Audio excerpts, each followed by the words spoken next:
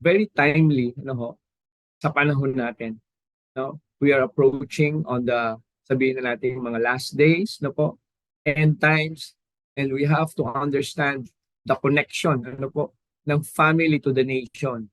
Ulitin ko, connection of family to the nation. Ano ba ang magiging impact ng isang pamilya sa nasyon? Ano ba ang impact kapag ang pamilya ay buo? Ano ba ang impact pag ang pamilya ay hindi buo? Ano ba ang impact pag ang pamilya ay mananampalataya at ang pamilya ay hindi mananampalataya? Amen? Actually, ito po ay hango sa teaching ng ating pastor. Nag-excerpt po, no? I was really touched by this first topic niya, first portion doon na God desires for the family. No? Na magkaroon daw po na ang family ay magkaroon ng image ng ating Panginoon. And paano natin gagawin yun? At ano ang impact ng family that has an image of God? No po? So ngayong hapon, samahan niyo po ako, tayo magsama-sama sa ating pag-uusap-usapan dahil napakahalaga po sa pamilya at sa nasyon ang ating pag-uusapan.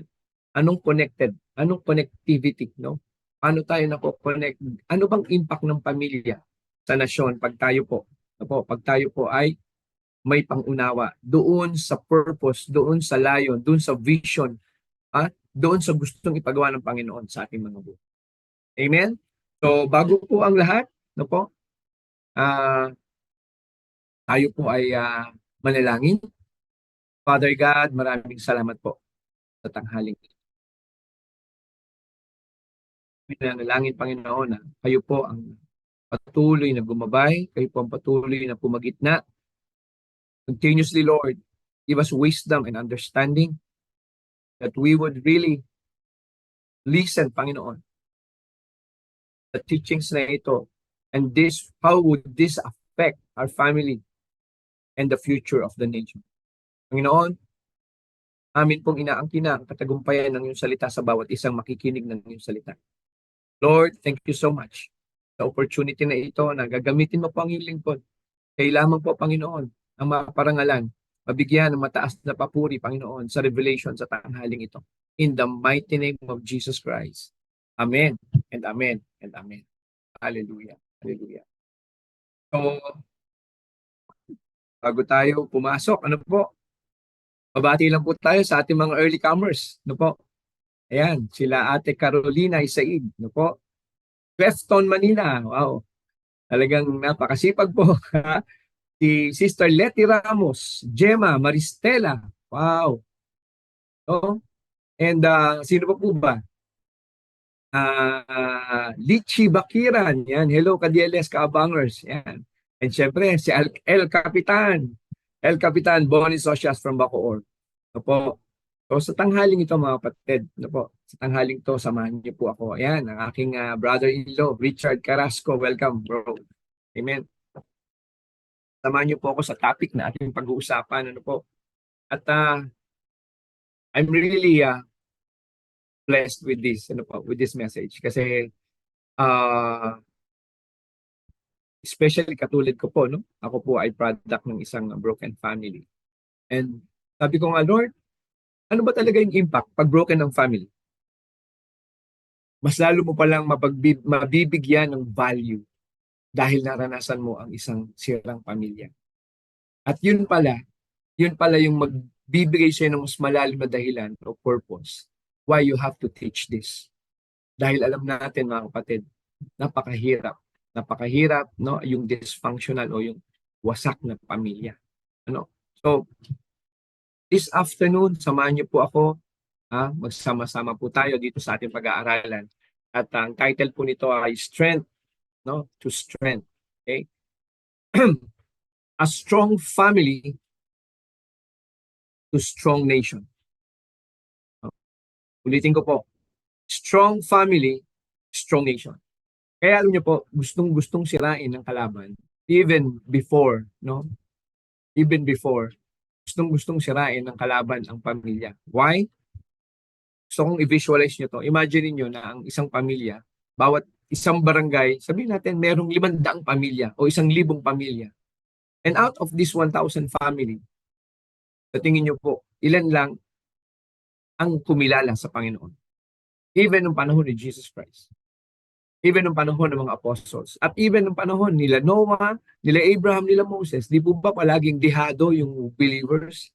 Dehado sa bilang. Ibig sabihin, limited ang bilang ng mga taong gustong sumunod sa Diyos. At yan po ang sitwasyon natin hanggang ngayon. So imagine niyo po ang inyong barangay, mga kapatid. Kung bakit merong kahinaan, kung bakit merong mga pagkakagalit. Ito po, dahil may mahina na pundasyon ng salita ng Panginoon sa pamilya. At una, saan? Doon sa tao na nasa loob ng pamilya. So ngayon po, tingnan po natin ang presentation na ito. Ano po? I want you to see this picture and I want you to see, ano po? Tingnan niyo po ito. Ito ay picture ng isang pamilya, ano po? Tingnan niyo po. And we really have to stand our ground, ano po? As family. Amen. Ngayon po mga kapatid, yung ating pong picture na yan, ang nakikita nyo. No? The father is leading the family to share the word of God. No po? Kaya kung mapapansin nyo, hanggat bata, kailangan ay, sabi nga sa Proverbs 22 verse 6, no po? Proverbs 22 verse 6, sabi, train up a child. Hindi sinabing train up an adult. Train up a child. Okay? Train up a child when he should go so that when he grows old, he shall not depart from it. So, ano yung unang takeaway na natin? There should be, ano po, sa pamilya pa lang, there should be a unity in the spirit. At yan po yung struggle ng bawat pamilya ngayon.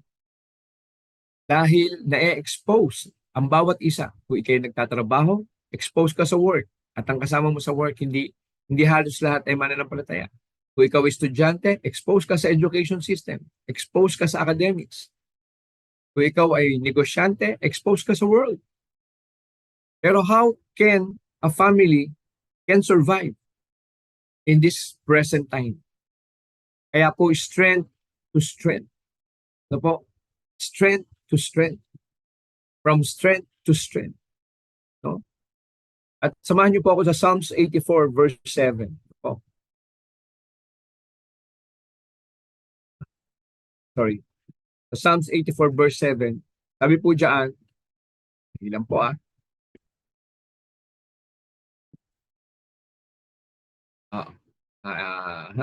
eto. Okay, for a while lang Okay, yan. Sabi po dito, from strength to strength. Actually, ito yung number one na bigyan ko kayo ng background pala, no, sorry. Last Sunday, ito po yung diniscuss ng ating pastor, Pastor Don Campoy. From, you are so special to God. You are special to God. Bakit tayo special?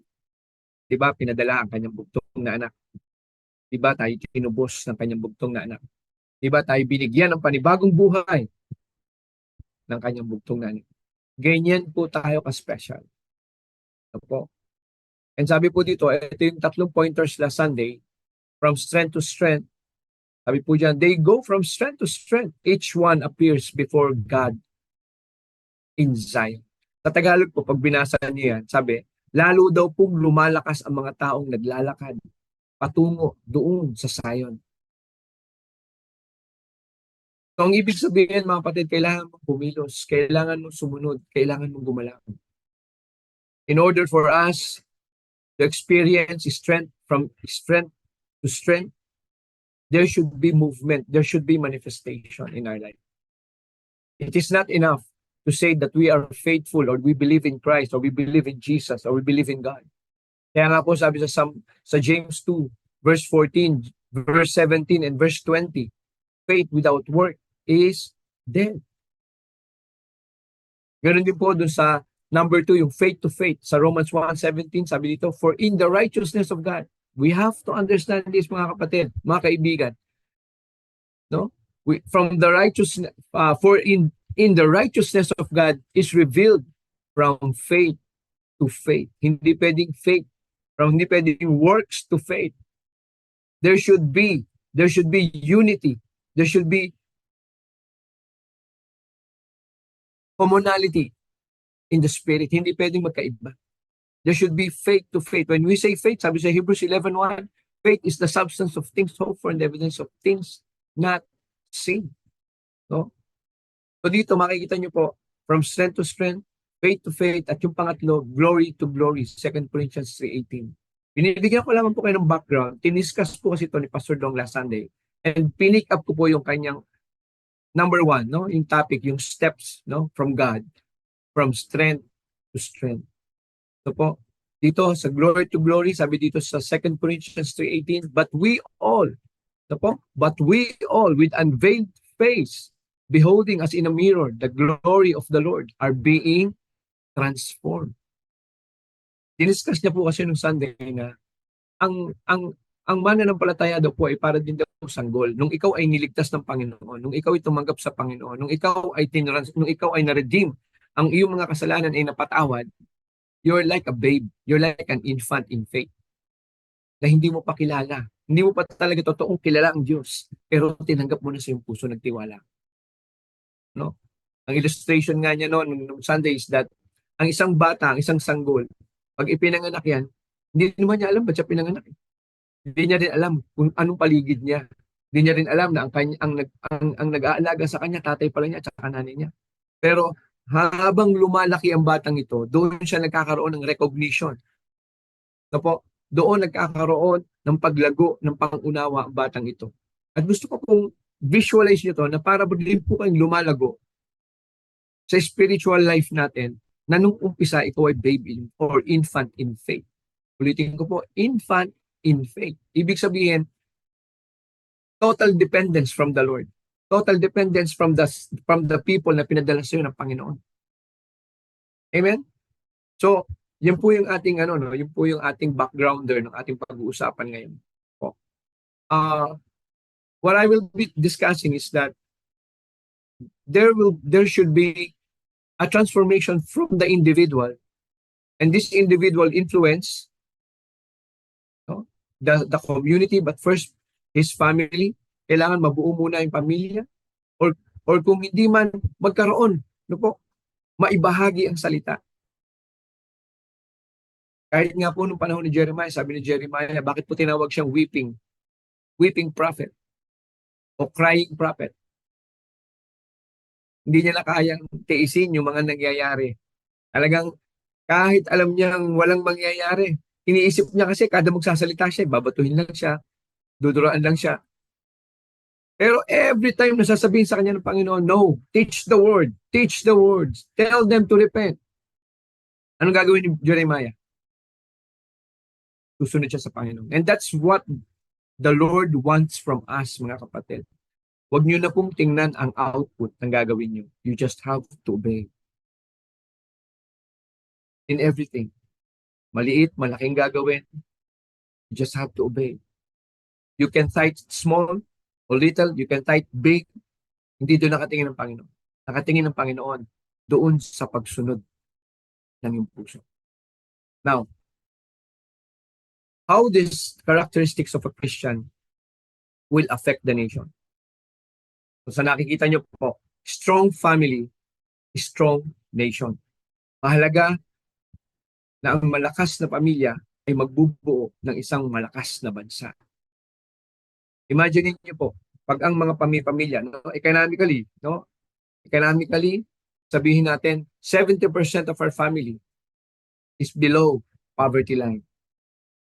Economically, tingin nyo kaya malakas ang Pilipinas? Doon sa statistics na binigay natin, of course na.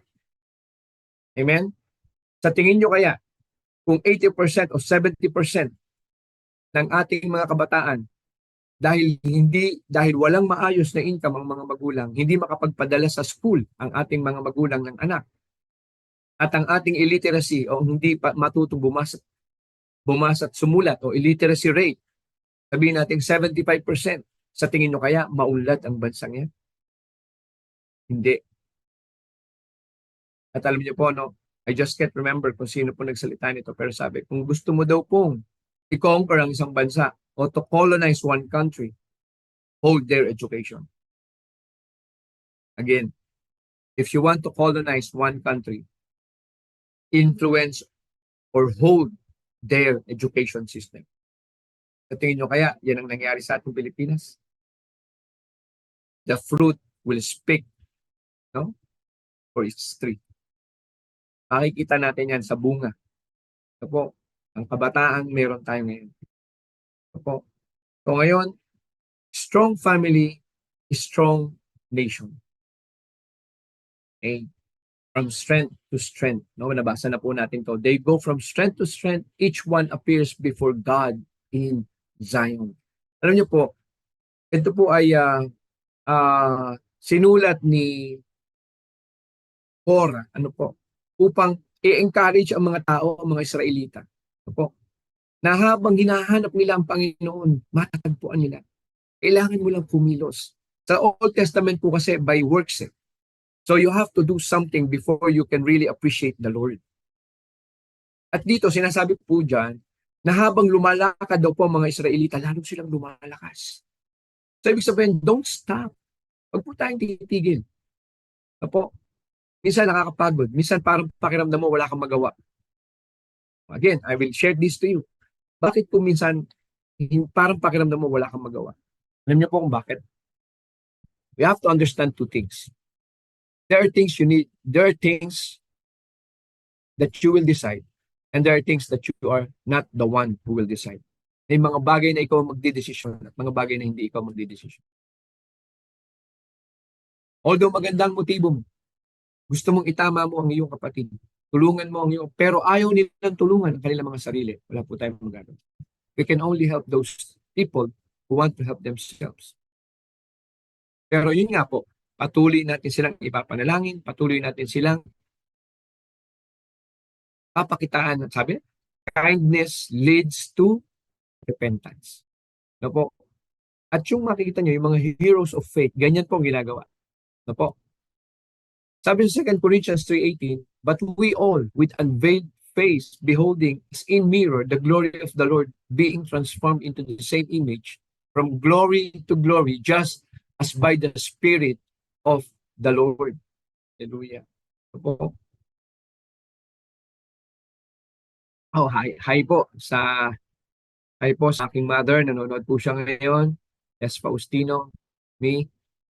Kay Kuya Bonnie, yan, nag-imbita siya, no? Magandang hapon po mga kaabangers sa DLS, Lorenzo Lari. Okay po? Magandang hapon din po sa inyo. And Carolina Isaig, no po? Leslie Ann Ombahin. Okay? Carolina Isaig, yan. Marami pong salamat sa inyo. Amen? So sabi po dito, Romans 12 verse 2, yun daw pong pagbabago na hinahanap natin, may kailangang ma-shift. Ano po? Ano po yun? Yung kailangang ma-shift is that we have to be, no? Sa Romans 12 verse 2, and be not conformed to this world, but be ye transformed by the renewing of your mind, that ye may prove what is that good and acceptable and perfect will of God. Ano po? Meaning, mga kapatid, mga kaabangers, when you want to have this strength to strength, from strength to strength, you have to know where your strength is coming from. Alamin natin kung saan ba talaga nanggagaling at sino ba talaga dapat ang pinanggagalingan ng ating strength o ng lakas. Sabi po sa John 15, no? John 15 verse 5, di po ba? If you abide in me, I will abide in you. And without me, you cannot bear much fruit. And even in our finances, in our economics, no? Sabi sa Deuteronomy 8:18, sabi ng Panginoon, di po ba? I, your Lord, I gave you the power to produce wealth. Ito po? Amen? So ngayon po, mga kapatid, we have to know that we don't have to conform to this world. No, mamaya makikita nyo po. Ano po? So yung transformation daw po ng tao, no? Number 1, be not conformed. Not just fit in. Number 2, renew your mind or your mind shift. Be it transformed or to rise up, prove will of God. Okay? Bakit? Bakit po natin kailangan ito, mga kapatid? Yung maunawaan yung transformation ng tao. Okay? At siyaan, makikita nyo po yan, dun nga sa huli natin binasa sa Romans 12 verse 2.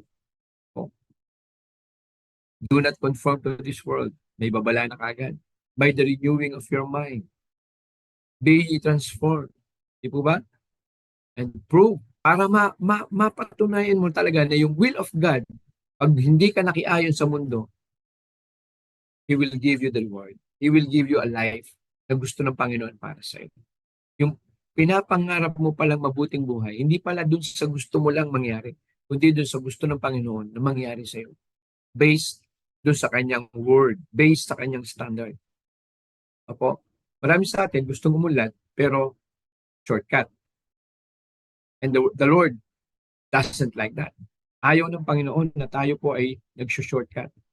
Opo. Kaya, you have to be very careful. Opo. Sa panahon ngayon, kung paano mo gustong kumita, no? Sabi nga, the fastest way to go to your future is to go slow and be sure. Hindi po yung mabilis na pagyaman, mabilis na pagkita, pero makikita mo yung sarili, wala pa lang nangyari doon sa pinaghirapan. No?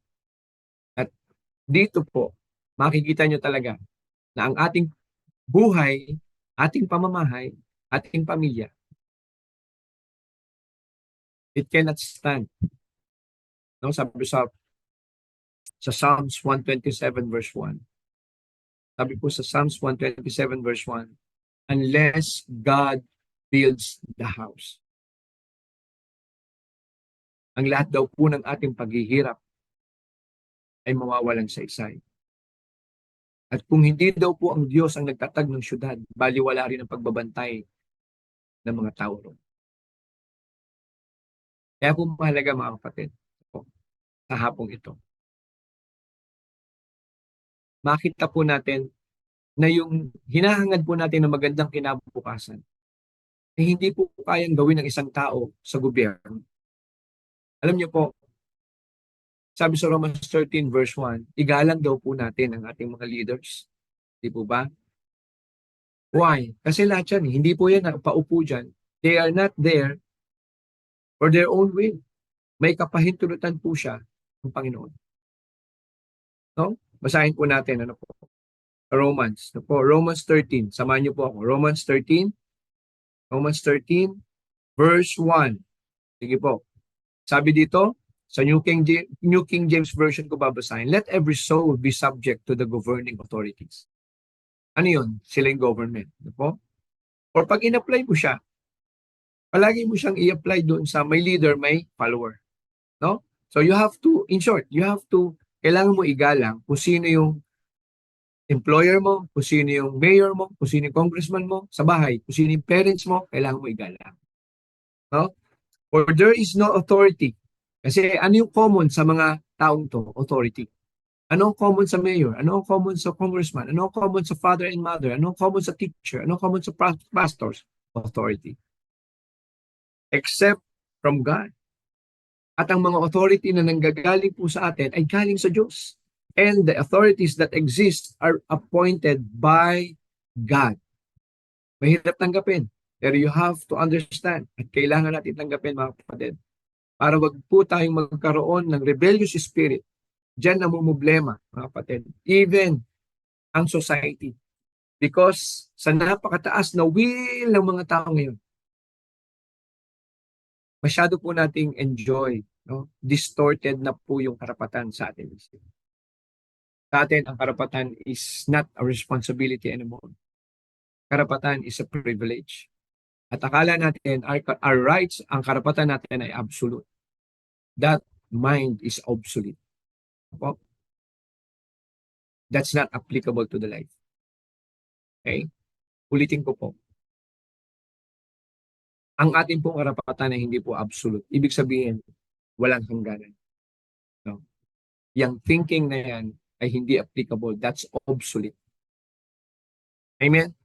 We have to understand those things. Kailangan magkaroon ng mga shifting in our minds so that we, ma-transform tayo in order for us to help the transformation of our nation. Maging parte po tayo ng solusyon. Maging parte po tayo ng kalakasan. Na po, itong una ko pong dinidiscuss, it's about the family. Ano po? About family, about authority. Bakit? Kasi talagang mga kapatid, tandaan niyo po ito. Kung sino yung itinitry na devour ng kaaway o sakmali ng kaaway, ang pamilya. Pag malakas ang magulang, sino sinasakmal? Yung mga anak. Yeah. May word na sakmal, meaning sila yung inaatake ng kalaban. And the problem is, paano kung walang, number one, walang word of God. Pangalawa, weak pa, infant pa sa word o infant pa sa faith. Application, even in the workplace. Huh? I remember one of my job in Saudi Arabia. I want you to listen carefully. Okay? I was hired by one company there as an HR. Okay? As an HR manager. Naipasa lang sa akin yung recruitment kasi nag-resign, no? Nag-resign yung HR. Okay? Madali lang to. Alam natin na pag ikaw ay pupunta sa ibang bansa, no? Pag ikaw ay pupunta sa ibang bansa at ikaw ay magtatrabaho doon, ano dapat ang visa mo? Ano dapat ang visa? Ang visa dapat ay working visa. Amen? Pero, ang ginawa nitong kumpanya na to, which I don't know when they hired me, ang ginamit nilang visa para makarating ng mabilis ang mga tao doon ay business visa. So, ibig sabihin, if business visa ang visa mo, you're going to that place to conduct business and not to work. Okay. So, kita nyo na yung difference, ha? Ano ang dapat nilang visa? Working visa. Ano ang dinala nilang visa? Business visa. Ang mga tao, kung saan siya mapapabilis, kung saan mas magaan, ha? Kahit magbayad, kahit maglagay, gagawin yan. Tama po ba? Kaya kung minsan, pag alis pa lang, sablay na. Bago ka palang umalis sa lugar na aalisan mo, sablay na. Meron na kagad corruption na nangyari. Ano ibig sabihin? Yung pag-alis mo, contaminated kagad. Okay po? So, dumating sa pagkakataon mga kapatid na ang amin pong kumpanya hindi nababayaran ng government. No? So, walang ipasweldo yung kumpanya. Turkish company yung pinagtrabahuan ko na yun. Nagreklamo ang mga tao sa labor. Okay? So, isipin nyo, ay tama naman. Ayaw pasweldo, hindi pumunta ang labor. Amen? Tama. But the problem is, hindi nakita ng mga worker na to na ang kanilang visa ay hindi working visa, kundi business visa. Kaya ako yung HR. Okay? To make it short. Pumunta ang authority 11 o'clock. Kasi ang trabaho namin, 24 hours. Ang shift ko 11 to 7. So 11 p.m. hanggang 7 ng umaga, dumating yung authority gabi. Siguro mga 12:30 or 1 o'clock. Ganyan sila magpatupad. Sabi sa akin, pag hindi mo dinala mga tao mo bukas, isasama kita sa ikukulong. Grabe, no? HR ka, wala kang kaalam-alam, ganun palang ginawa ng kumpanya. Pati ikaw makukulong. So in short, ano ang ano doon? Ano ang learning? Una, ang learning doon, when you violate a natural process, tandaan niyo po ito, sa lahat ng bagay, may violate ka sa natural process o sa natural law, there is a consequence. Kaya yung transformation nahihinder, mga kapatid. Dahil may mga ginagawa tayong gusto nating mapabilis, pero corrupted. Gusto nating mapagaan, pero distorted. Nagpa-participate tayo sa korupsyon ng mundo. Tapos magtataka ka, pumapalpak yung ginagawa na. Huwag ka lang. Number one, be not conform. No, not just fit in. Huwag ka lang mag-fit in, mga kapatid. Ako? Tandaan nyo, no? i-move forward ko na mga kapatid I just tatapusin ko lang yung about the parents. God expect from the parents. Kasi kailangan po, to have a strong nation, there should be a strong family. Sino ang leader ng family? Parents. Sino yung pinakang leader? Father. Kasi tandaan niyo po, when God give instruction in the garden to take responsibility, palaguin ang garden, I want you to know, wala pa po si Eva sa Genesis. Wala pa po. Sa Genesis 2, pag binasa niyo po yan, wala pa po. Ang binilinan ay sino? Si Adan. The responsibility was given to Adam. Eve is not yet there. For your information. Read Genesis 2. Pagdating sa Genesis 2:14, binilinan ng Panginoon si Adan. Tender this. Alagaan mo tong garden na to. So anong binigay ng Panginoon? Word. At pagdating sa 18 to 20, nakita ng Panginoon na hindi pala magandang nagsusolo ang lalaki o si Adan. Then after that, dun palang ibinigay si Eva. Why? Ano ba ang sabi sa Biblia? Hinugot daw po ang mga babae sa ating tadyang. So I want you to clear that on your mind. Hindi po sabay na nabuhay si Adan at si Eva. The accountability and the responsibility was given to Adan. Okay po? So ngayon, sabi sa Malakay 2:15, ano daw po ba ang expectation ng Panginoon sa mga magulang? But did He not make them one? Alam niyo po, from the start, God don't want polygamy. Binigyan si Adan ng kapareha o ng, sabi, helpmate o sabihin nating asawa, which is si Eve. Pinag-isa po sila. Amen? So from the start, God stand on marriage is not polygamy or not polygamous. Ano ibig sabihin nun? Hindi pumapayag ang Panginoon, no? Sa pamumuhay na marami kang asawa o many wives, whether it's legal or not. So kung alin man relihiyon, ang merong ganyan, it's unbiblical. Having a remnant of the Spirit. No? Pinag-isa sila ng Spirito. And why one? Sabi, He seeks godly offspring.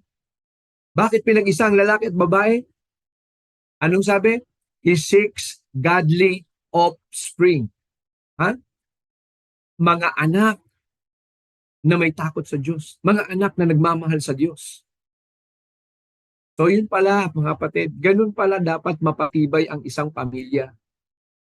Turuan natin ang ating mga anak na kilalin ang Diyos na ating pinaniniwalaan. And therefore, sabi, therefore take heed to your spirit. Itago daw po natin, mga kapatid. Pag-ingatan daw po natin and let none deal treacherously with the wife of his youth. Mga kapatid, ano po? Ang buhay po natin may season. Ano po? Hindi mo pwedeng mag-standby ka sa isang season mo. For example, elementary. Pwede ba 40 years old ka na, elementary ka pa rin? Pwede bang 40 years old ka na, dumideti ka pa din? Try to imagine. May anak ka, bumababa sa hagdan. Humihingi ng daddy sa'yo, 45 years old. Meron pong timing. There is season for everything. Sabi po sa Ecclesiastes 3 verse 1. No, basahin niyo po yung Ecclesiastes 3 verse 1 hanggang 5, I think. No po? That there is season for everything. At bilang mga magulang, yung concept na yan about godly offspring, we have to be diligent on that. We should not be compromisers so that we will not produce what? Weak generation. There are times na mga batang ito'y sasama ang loob sa'yo. There are times na mga empleyado mo sasama ang loob sa'yo. There are times na ang mga empleyado mo magre-resign kasi hindi ka naintindihan. It's okay as long as you stand to the word of God.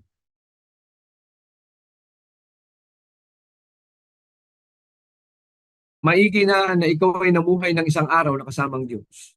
Kesa naman namuhay ka ng 1,000 taon, puro compromise ang ginagawa natin. Amen? Praise God. Alam niyo po mga kapatid, ang mga bagay na ating pinag-aaralan, ito po, hindi lang po ito applicable sa pamilya. Applicable to sa business mo. Applicable to sa buong buhay mo, mga kapatid. Opo, amen? Tingnan po natin, no? May mga comment. Sabi ni Kuya Samuel, tourist visa so they can use that as an entry. Yun. Dapat daw ay working visa ang sagot niya. Amen? Ah, Ang aking pong wife ay nanonood na rin, si Atty. Byrne, si Sister Josephine Respicio de la Cruz. Ano po? Magandang hapon po sa inyo. Si Dr. May from Calamba. Yan, si Kuya Samuel from Binangonan, Rizal. Ano po? Amen? Sino pa po? Oops. Lang ha? Yan. Okay. Sige po. If you have comments, if you have questions, post it like that. Lang po dyan. Ano po? So, ano yung mga kailangang makita po natin sa ating pamumuhay? That there are process. Ano po? Ulitin ko po yung binanggit po ito ni Pastor ng Sunday. Mahalaga niyo pong maunawaan ito sa ating buhay spiritual o sa ating buhay bilang Kristiyano. Kaya po kung minsan hindi po natin may expect agad na common na-save na siya, tumanggap na siya sa Panginoon, meron pong sabihin natin mature na kagad siya sa pamumuhay, hindi po. Ang tawag nga po ng Bible doon is sa infant babe. No? Infant babe. Okay? I think it's in Roman or Hebrew. No po, na ang katulad po ng mga mananampalatayang ito, sila po ay itinuturing pang sanggol sa pananampalataya. So wala po silang consciousness sa palibot nila. Sino ang tao diyan? Sino nagpapakain sa akin? Wala po silang alam. It's a process. It's a sequential. Sequence. Ibig sabihin, mayroon pong takda. Ano po? Sequential pace. Based on, ano? Big Bang Theory? Na bigla na lang sumasabog? No. Forget it. That's next to impossible. Big Bang Theory, yung theory of evolution. Ang sarap pag-usapan yan. But these are the most unscientific and illogical teachings. Why? Yung timetable nila, hindi po talaga pasok doon sa standard na kung saan. Okay, bibigyan ko kayo ng example. Para po ano, makita nyo. Kasi yung principle, yung process, mahalaga niyo pong huwag makontaminate. Okay? And gusto kong gawing example is yung theory of evolution. Kaya theory yan eh. Kaya siya hindi law hanggang ngayon. Dahil di siya napuprove na totoo. And it will never be. God will not allow that. Because this is unbiblical. So po, nakakita na po ba kayo ng after 80 years o sabihin natin ilang taon, unggoy na unti-unting nagde-develop na tao? Nakakita po ba kayo na isang kabayo, ang kalahati tao, ang kalahati kabayo? Sabi po ng Panginoon on the seventh day, it is done. Lahat ng ginawa niya po doon, ito na yun. Yung ginawa niyang tao, yun na yun. Yung ginawa niyang kabayo noon, yun na yun. Yung ginawa niyang mga hayop nung panahon na yun, that's it. Walang evolution doon. May tinatawag po tayong breeding. Katulad ko po, ako'y nagbi-breed ng mga meat type na manok. Makakapag-produce ka ng mga crossbreed, pero hindi po evolution yun. It's breeding. Na po? So, sa ngayon po, yan, sabi ni Kuya Samuel, ano? Darwin Theory of Evolution of Mankind. Even yung anak ni Darwin, hindi rin niya na ituloy. Even yung anak niya, hindi naniwala doon sa theory ng tatay niya. No? So, kaya ko ito sinasabi is that maging pure po tayo in terms of process and principle. Sabi dyan, ang mindset, principle is set of standard. Pag sinabi natin set of standard, for example, ang ginagamit po nyo dyan ay katulad ng law of gravity. Pag sinabi natin law of gravity, everything that comes up should falls down. Amen? May kasiguruduhan. Walang pinakaiba sa ilaw. Hindi mo mapapailaw ang mga ilaw kung walang kuryente, kung walang current. So may law of energy. Okay? Ang mindset, developed wisdom of principle and process. So, may tatlong mahalagang bagay dyan para natin maunawaan, no po, how to get or how to develop that strength from strength to strength. Number one, kailangan mo tanggapin may proseso ang Panginoon na gagawin sa'yo. Number two, may principles ang Panginoon na ipapatupad sa iyo para ikaw ay mabatak, para ikaw ay matuwid, para ikaw ay matuto ng mamuhay na may paggalang, honorable ka, no? Sa iyong Diyos at sa mga taong ipinadala sa iyo. At yan ay magiging mindset mo. Ang mindset ko, kingdom mindset. Ano declare mo, the mindset is a kingdom mindset. Anong ibig sabihin mo? Everything that will glorify the kingdom of God, I will do it. That's my mindset. Yan yung developed wisdom mo. Through the years na pagbabasa mo, through the years na pagsunod mo sa mga tao ng Diyos, through the years pagpaparticipate mo sa gawain ng Diyos. Hindi mo alam, hindi natin alam lahat mga kapatid, sa mga nakakapakinig. You just don't know how will we affect and influence the nation, the Philippine nation. Kung tayo pong lahat, lahat ng nananampalataya, lahat ng manggagawa ng Panginoon, lahat ng soldier of God, if we will just do what the mandate of the Lord in our life, we can change the environment. We can change the life. We can be a catalyst of change. We can be an initiator of change. Amen? Hallelujah. Dali lang po Yan. Process. We're talking of process. No? Anong nakikita nyo po? Ano pong nakikita natin? May carbon, may diamond. Okay. Gusto ko makita nyo, gusto ko mong maunawaan nyo, ang Singapore before, they're a slum area. Puro putik-putik lang yan. Puro swampy area lang po yan. Singapore. Okay po? When it was developed 35 years, 45 years ago, through the leadership of Lee Kuan Yew, ano ang Singapore ngayon? Napakaliit po. Halos kasing laki lang yan ng Manila. No po? We went there last 2 months ago. No po? Doon po kasi dadaan papuntang Batam, Indonesia. Po, pag nag-mission po kami doon. Okay? You can see the discipline, you can see the cleanliness, you can see the order. Ang effect, pag ang leader, ayan, papasok na tayo sa nation pag ang leader ay natuto po mag-implore o mag-employ ng order. So, ang sinasabi ko pa lang po, natural pa lang natural order pa lang kasi laws.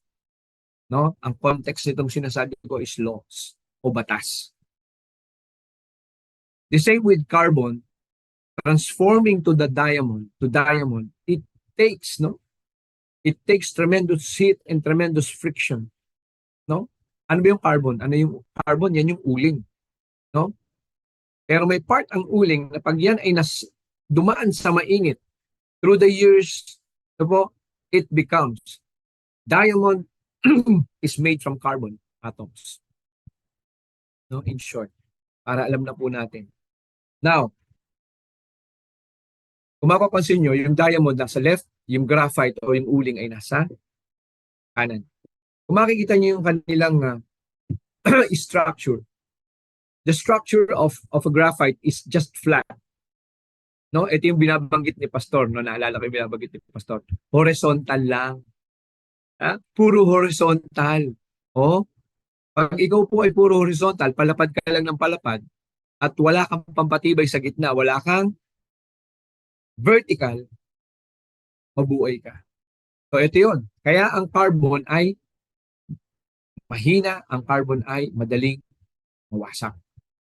Pero pag ang carbon na yan ay dinevelop mo through the years, it will be transformed into a diamond. Ang structure niya is like this. Makikita nyo, may vertical, may horizontal, may support from each other. Yan ang diamond. Yan ang composition ng diamond.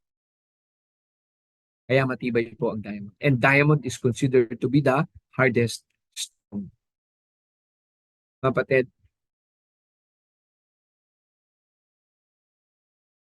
if you want to be a blessing today, ako, alam kong marami kayong mga kilala na nangangailangan ng teaching na to. Please send to them. Send to them.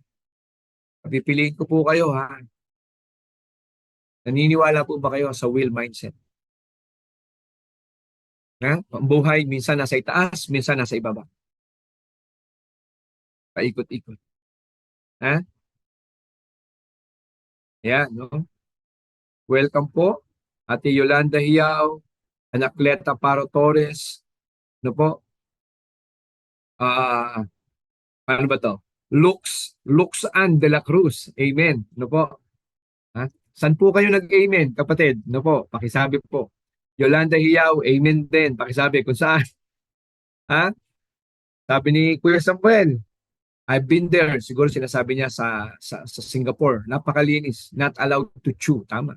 A chewing gum in the public area. Amen. Totoo yan. No? Kasi ine-expect na nila, pag nag-chewing gum ka, tatapon mo lang yung kahit sa. No? Alam niyo po, may parte, no? Even in Saudi and in the Middle East, in Qatar. No po?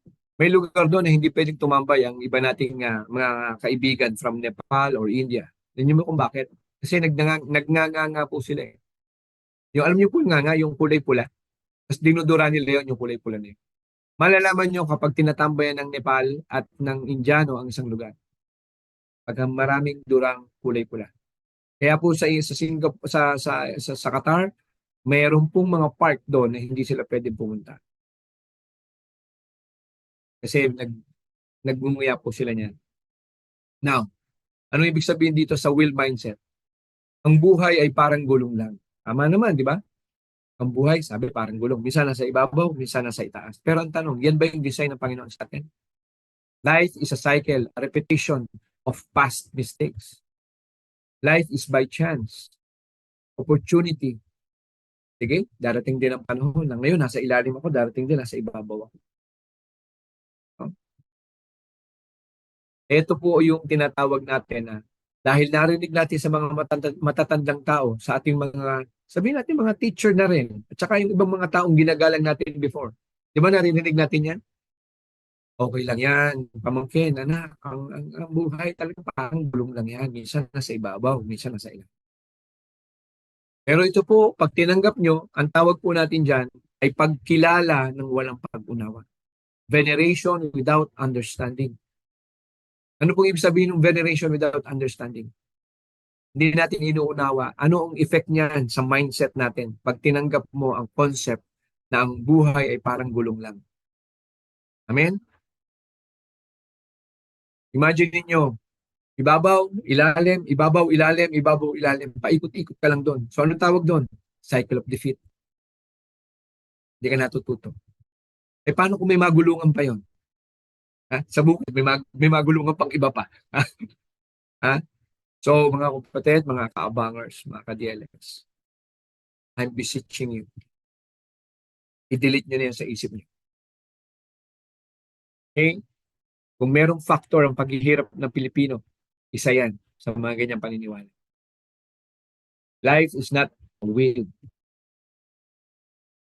but rather life is an upward spiral mindset. No? You can see, you learn, you commit mistakes, gagawa ka, you commit mistakes, you learn. Gagawa ka ulit, you do, you commit mistakes, you learn again. You commit mistakes, you do, you learn. Ang mahalaga mga kapatid, mga kaibigan, yung disenyo ng Panginoon sa'yo, to be perfect, to be mature, I am holy, to be holy. Ang design sa atin ng Panginoon is to be an excellent person, to have an excellent spirit like Daniel. Ayaw ng Panginoon matingga ka sa nakaraan mo. Ayaw din ng Panginoon na ikaw ay tampuhin. Alam niyo po, ang tampuhin hindi lumalago. emotional, hindi rin lumalago. Mahirap ang lumago. Unless gawin mong purpose-driven yung iyong kalooban. Paano? Makinig ka ng salita ng Panginoon. Kasi po yung pagkakastigo, kasama talaga yun sa paglago. Ang mga tao pong ayaw ng kastigo, ayaw ng disiplina, ayaw mapagalitan, ayaw mapagsabihan, they will just do the same thing over and over again. Tinuturuan lang po natin silang tumaas lalo ang pride. Ano po? Kahit yan ay sa government, kahit po yan ay sa trabaho, ano po? Pag alam naman natin na tayo ay nandun sa sinasabing maximum tolerance na, no? Bawa sa trabaho, there are 3 notices. First notice, you violated this. Second notice, you violated this. Hindi ka pa rin nagbago. Pagdating ng third notice, at talagang wala kang pagbabago, you will be kicked out of the company.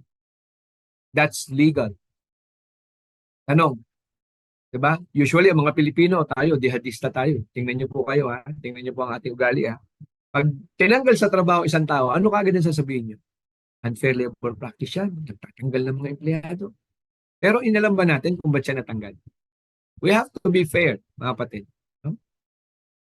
Ang kumpanya, hindi nagtayo ng kumpanya para malugi at magkaroon ng matitigas na ulo ng empleyado. You have to understand that. Magkakaroon lang tayo ng problema sa pagsunod pag ikaw ay untrained. Ulitin ko po, ha. Pag ikaw ay bago ka mag-empleyado at hirap na hirap kang sumunod sa pag-empleyado mo, it's just a reflection how you are being trained. Kung paano ka nagpa-train sa buhay mo. Ganyang kasimple yan. I spent 25-30 years of my life as an HR practitioner. Marami na po ako nakita ng ganyan. Maganda lang ang resume, pero nuknukang tigas ng ulo pag naipasok mo na sa loob ng kumpanya. At anong ginagawa natin? So, syempre, if a first notice is a second notice, pag hindi nagbago, ito nga yung sinasabi natin na separation from the company. Amen? So,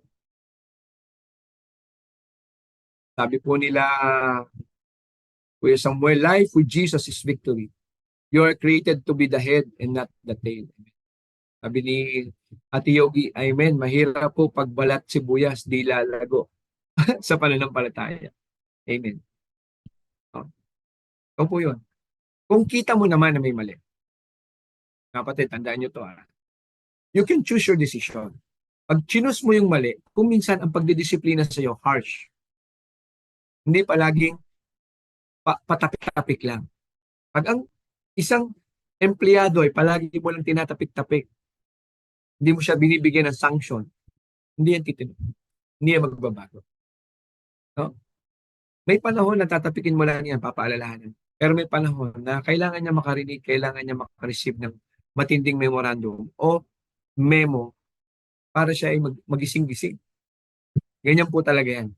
Ganyan po ang process, kaya spiral. Ano po? Sabi sa Galatians 4:19, sabi ni Pablo, ano po? Sabi ni Pablo, Galatians 4:19, my little children. No? Anong sinabi niya sa mga taga-Galacia? Ha? Para ako ulit manganganak sa inyo. Ano ibig sabihin? Ang hirap. Ilang taon ko na kayo tinuturuan, sabi niya, na dapat ang inyong inakain ay meat na. Ano ibig sabihin ng meat? Yung teaching dapat ay meat na.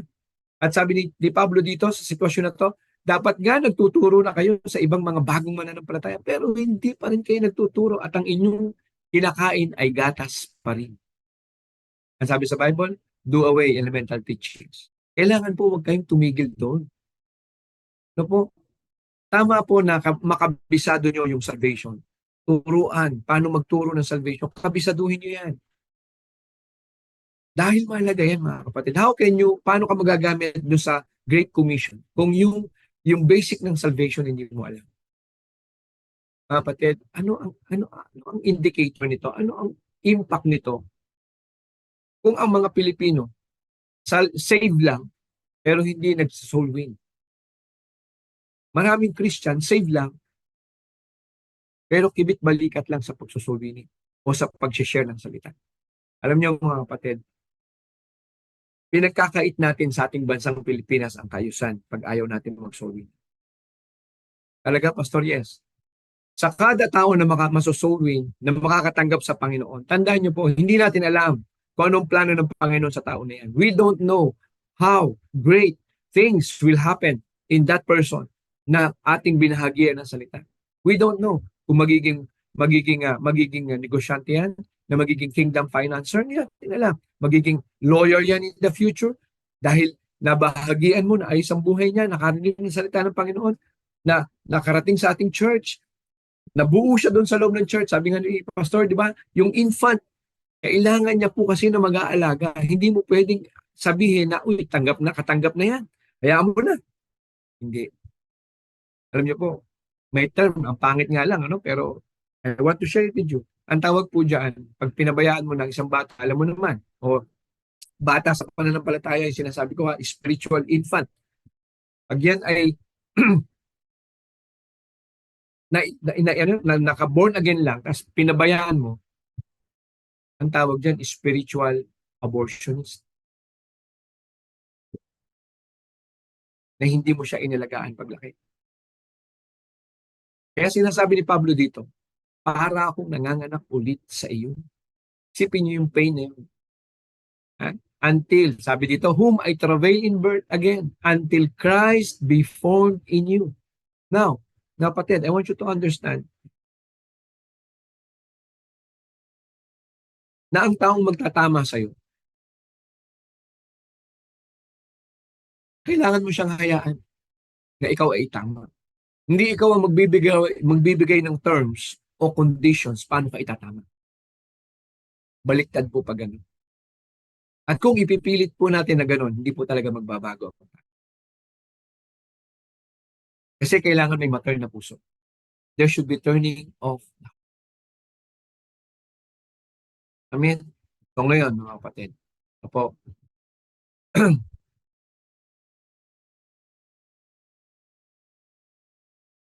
know your why. Apo, Leila ha, lagay ko na lahat para makita niyo na po. Yeah. Sabi, be not conformed to this world. Number one, don't just fit in. Apo? Amen? Don't just fit in. Hindi po talaga po pwede na para maging in ka lang. No? Kung nagve-vape ang mga kaibigan mo, magve-vape ka rin. Kung nagda-drugs ang mga kaibigan mo, magda-drugs ka rin. Kung nagbabandi clock cheating ang iyong mga kasama sa opisina, magbabandi clock cheating ka rin. Ha? Do not conform to this world. At malalaman mo kung sino ang dinidiyos mo. Kung sino ang sinusunod mo, doon ka alipin.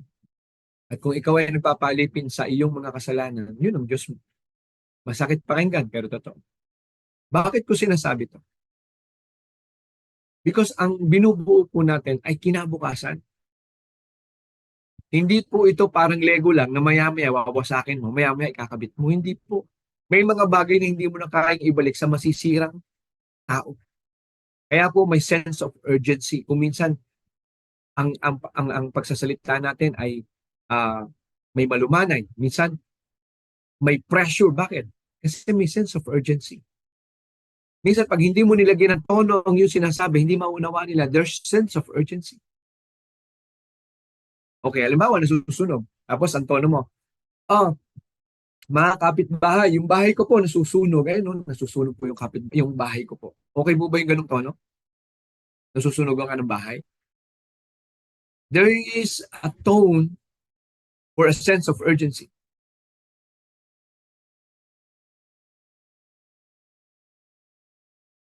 Amen?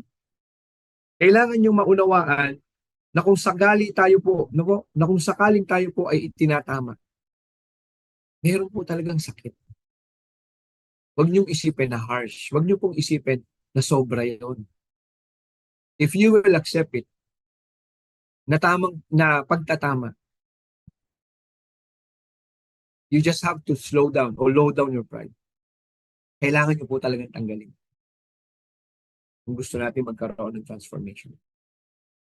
At yung transformation na sinasabi ko, sa lahat po ito ha, applicable po ito sa lahat. Hindi po lang empleyado, may negosyo, o empleyado ka sa private o sa hindi. It's the way of life. It should be it should be your lifestyle. Na hindi ka nakikiconform, nakikipag-compromise sa world. No? Sabi nga ni Mark Twain, sino ba si Mark Twain? Siya po yung author ng Tom Sawyer, no? Hindi ko lang alam kung kilala niyo pa. Ito po kasi yung sa cart, tama ba? Yeah, animation, dati. No? Galing to si Mark Twain. Sabi ni Mark Twain, the two most important days in your life are the day you are born and the day you find out why. Masaya ang pamilya nung ikipinanganak. Pero mas sasaya ang pamilya mo kapag nalaman mo kung anong purpose ng buhay mo. Makita nila na lumalago ka. Amen? Okay? So, ganun talaga mga kapatid. Tanggapin natin yan. Meron talagang panahon na ikaw po ay itatama. May panahon na ikaw ay papalayain ka. Pag nakitang ikay nagkakamali ulit, kakabigin ka ulit. No? Kaya tama si Watchman Nee, no? Tama si Watchman Nee doon sa libro niya, Sit, Walk, and Stand. Sit. There are times that you have to sit and listen. At kapag ikay puno na sa iyong mga naisip, sa iyong mga natutunan, sabi nga ng ating mga pastor, punong-puno na tayo sa ating mga natututunan sa church, lumabas na kayo. So ano kasunod ng sit? Walk. Lakaran niyo po ang inyong pinananampalatayanan. Huwag po kayong mahiya dahil sabi ng ating Panginoong Hesus, ang magkakahiya sa akin sa mundo ay ikakahiya ako sa harap ng aking Ama. Ha? At ano yung pangatlo? Stand. Ano ibig sabihin ng stand? Tindigan mo ang iyong mga yung iyong pinananampalatayanan at pinaniniwalaan. Ano yun? Ang salita ng Panginoon. Sit, walk, and stand. Pag naunawaan niyo po yung purpose, yung why of your life, na po, you can endure everything. Katulad ng mga apostles, they endured everything to the point na sila ay isa-isang nawala na, tinorture, namatay. The same with our God. What's the difference? After 3 days, He rose up again. Mga kapatid, ang spirit ng Panginoon na iniwan sa atin, ito yung spirit na nagbibigay ng buhay. Sabi, for where the spirit of the Lord is, there is liberty.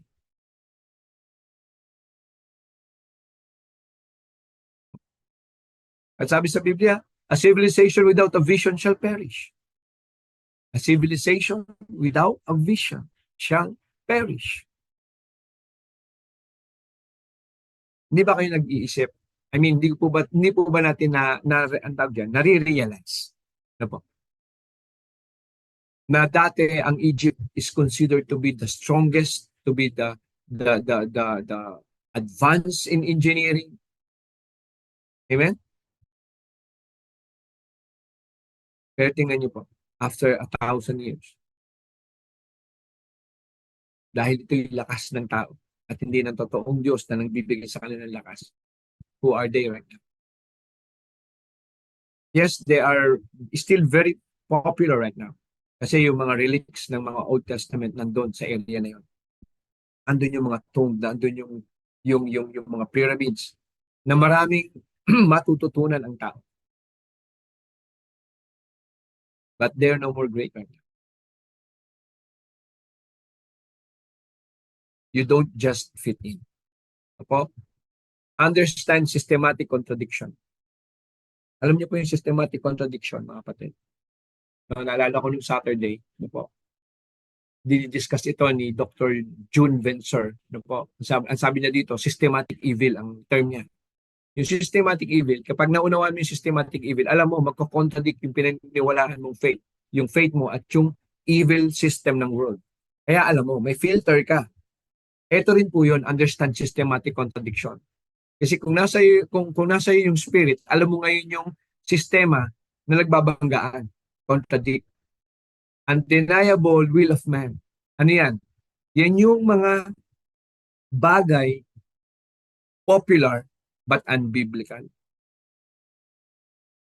Amen? Popular but unbiblical. Ano yun? Whom you obey. Na po, sino ba ang iyong pinaglilingkuran? Sabi sa Romans 6:16, di po ba? Saan ka ba sumusunod?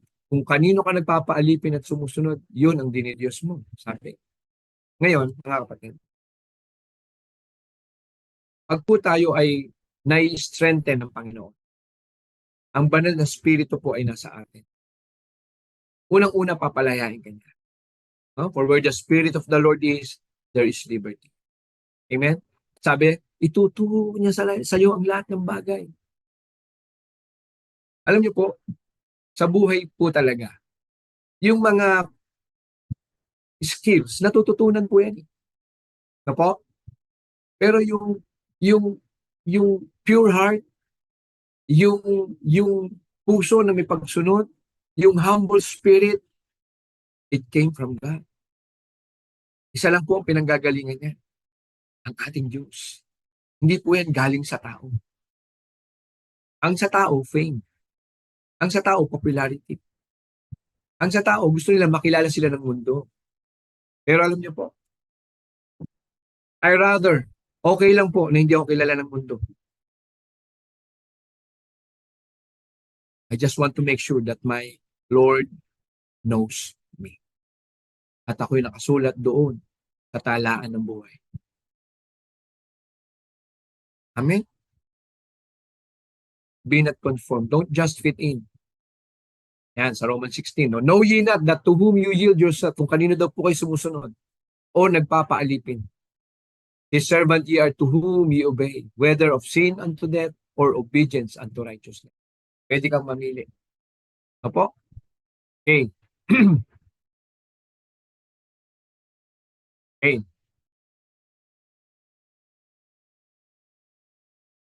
Design and purpose of God. First, mga kapatid, we have to understand, if we want to build strength, we know who is our God. Sabi sa 1 Chronicle 28 verse 9, sabi ni David sa kanyang anak, ikaw anak ko na Solomon, kilalin mo ang Diyos ng iyong ama. Know the God of your father. Pag nakilala mo yung Diyos ng iyong ama, doon mo mauunawaan yung sinasabi. No? Kasi alam niyo po, pag natuto po tayong kumilala sa Diyos, unti-unti niyo pong mararamdaman, yung ating mga defense mechanism, bumababa po yan. Sumusurrender po yung ating mga pride, yung ating mga itinatago. Kaya kung minsan maalala niyo po, di ba, yung dating hindi niyo masiwasiwalat na inyong kasalanan, hindi niyo mahingi ng tawad, hihingi niyo ng tawad. Yan po ay biyaya ng Diyos. Kaya nga po sabi sa Ephesians 2:8, for by grace, sa biyaya ng Diyos, kayo ay nangaligtas, bunga ng iyong pananampalataya. Mahalagang maunawaan mo sino ka at sino ang lumikha sa iyo. Dahil sabi sa Genesis 1:26 and 27, no? Ibinigay po sa atin, dahil tayo ginawa according to the image and likeness of God. Pagdating sa 27, sabi, let them have dominion. Ano yun? Rulership. Nga lamang may mga rulers tayo, mga kapatid, na akala nila ownership ang binigay ng Panginoon. Tama? Alam niyo po, if you will just, kung magiging mapagmasid lang tayo, marami po sa atin, na po, dito sa atin, sa Pilipinas po, mga private roads, private land, pinapalagyan ng public road. So, walang masama po doon. Ang masama doon, kung wala ka namang ibinibigay na donation at hindi mo dinodonate ang iyong lupa. So, ibig sabihin, hindi pwedeng lagyan ng public na kalsada ang isang private na lupa. No? At sabi ng Panginoon, those sins, wala daw pong kasalanan will go unpunished. Okay? Kapag tayo abusado sa ating kapangyarihan, may consequence. Yung rulership, it's a privilege. Pag ikay pinagkatiwalaan ng rulership ng Panginoon, tandaan niyo po, there are two types of sin. Sin of omission and sin of commission. Sin of omission, alam mong tama, hindi mo ginawa. Sin of commission. Alam mong mali, pero ginawa mo pa rin. At napaka-halaga po niyan sa mga leaders. Tandaan niyo po, sino po ba ang nagiging leaders? Di ba yung mga galing sa pamilya? Ayan ha, pumapasok na po tayo from family to nation. Kung bakit mahalaga ang salita ng Panginoon.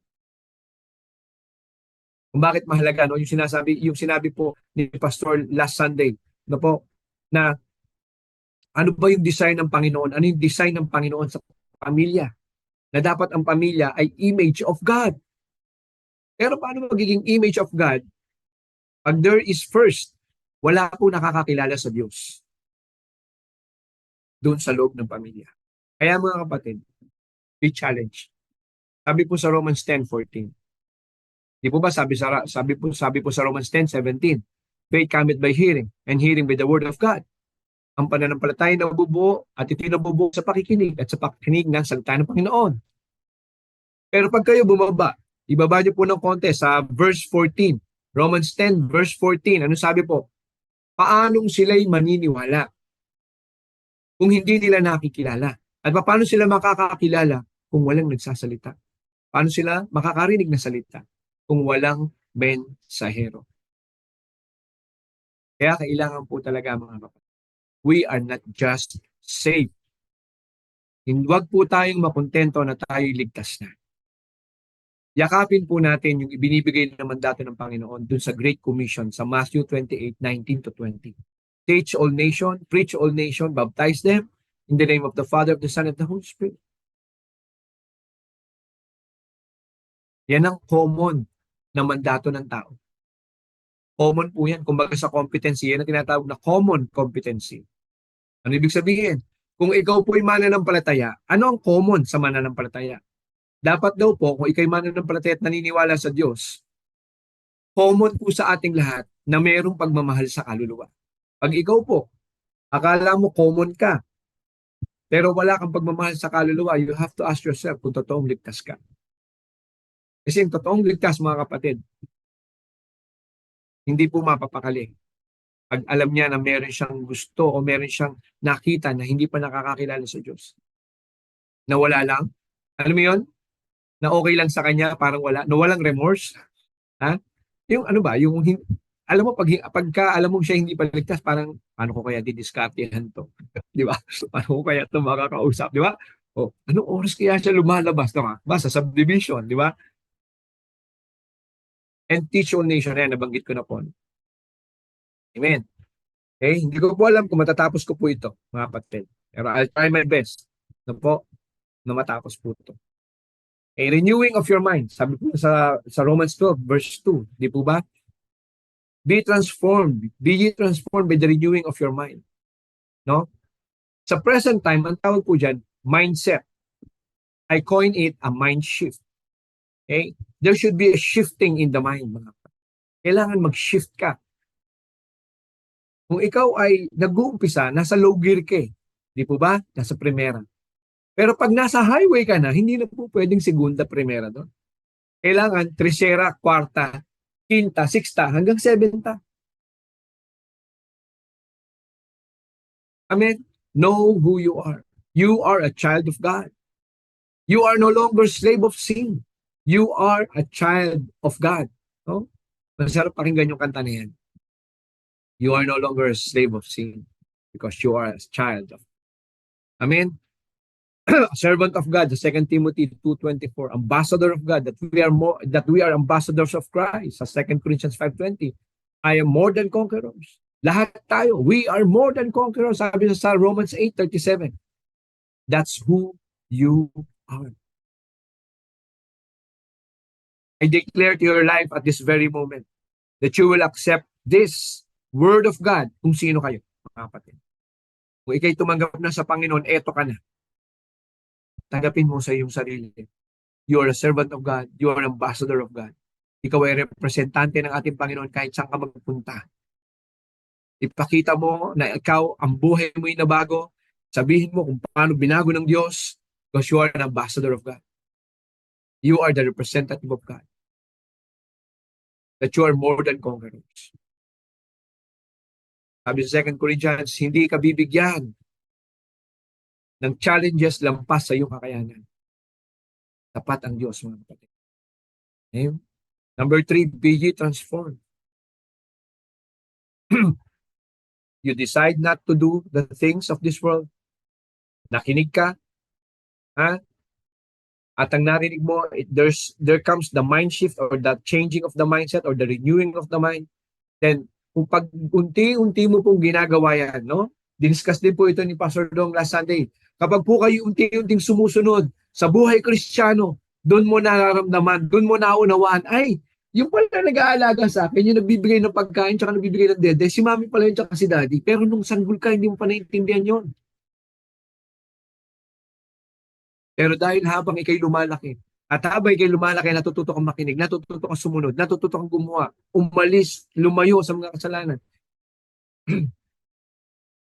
Just like your life in the Spirit, na dati kang namumuhay sa kasalanan. Anong sabi sa Ephesians 2 verse 1? Noong unay patay pa kayo sa inyong mga pagsuway at mga kasalanan. Pero nung ikay nakakilala, sabi, pagdating sa 8, sa 2:8, sabi, Efeso 2:8, ano sabi? Sa biyaya ng Panginoon kayo nangaligtas.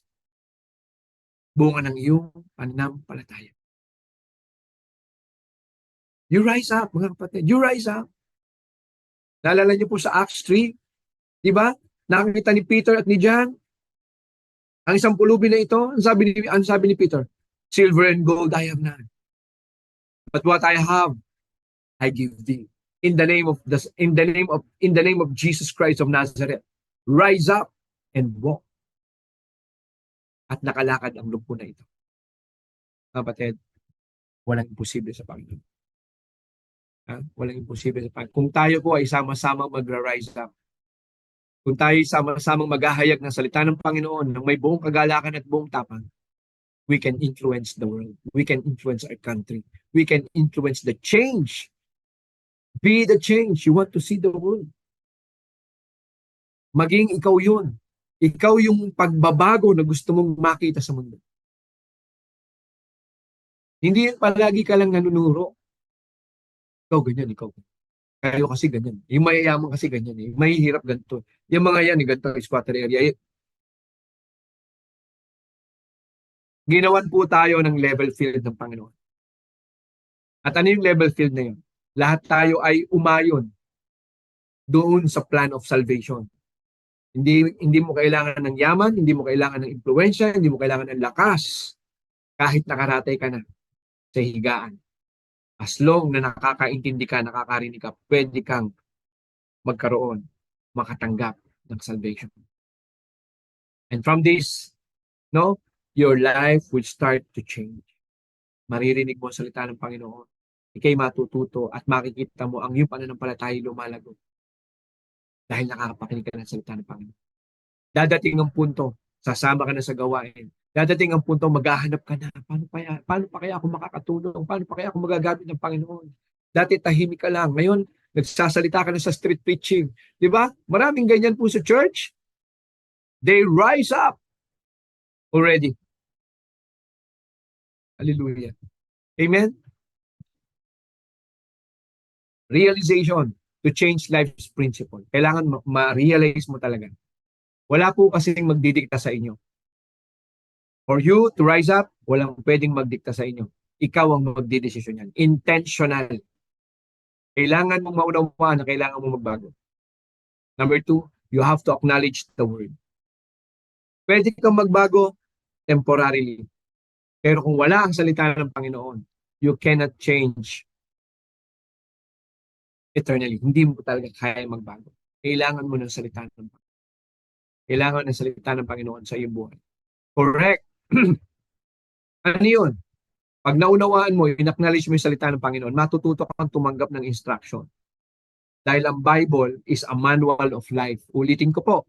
The Bible is a manual of life. It is full of instruction. It is full of inspiration. It's full of teaching. Good for reproof. Good for correction. Yan po ang kayang gawin ng Biblia sa iyo. Pero kung ayaw mo pa rin, gusto mo pa rin subukan yung mundo, gusto mo pa rin subukan yung mga filosofiya, Pwede rin naman. Pero para ka lang Israelita na nag-inikot sa wilderness for 40 years, pwede naman yun. Magantay ka muna ng 40 years to be transformed. Kasi may will ang tao.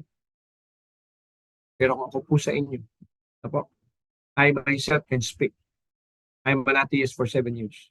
Wala akong Diyos ng 7 taon. Dinidibati ko mga pastor nung college ako. Pinapahiya ko yan sa debate. Hindi ko alam na ang plano pala sa akin ng Panginoon ay gawing lingkod niya.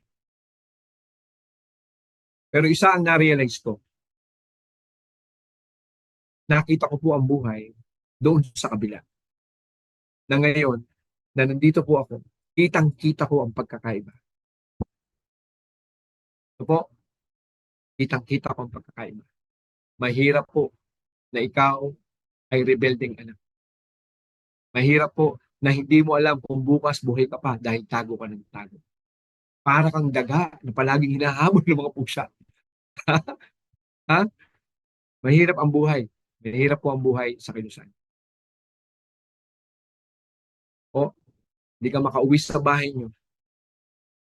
Kulang-kulang taong, 2 taon ako hindi makauwi sa Laguna. Nasa hit list, sabi sa akin ng dati ko, dati ko po yung dating pulis, sabi sa akin, hindi ka pwede umuwi. Pangatlo ka, pang-anim ka sa listahan nila. Madali po ba? May adventure, meron. Pero may mga adventure sa buhay na hindi nyo na kailangan pasukan. Yung mga adventure ng rebelliousness, huwag nyo na pasukan yan. Yung paggawa ng kasalanan, huwag nyo na pasukan. Ang pasukin nyo po, yung pinapagawa ng Panginoon. Ang masarap na adventure, yung nag-mission ka dun sa mga lugar na hindi nakakarinig ng salita ng Panginoon.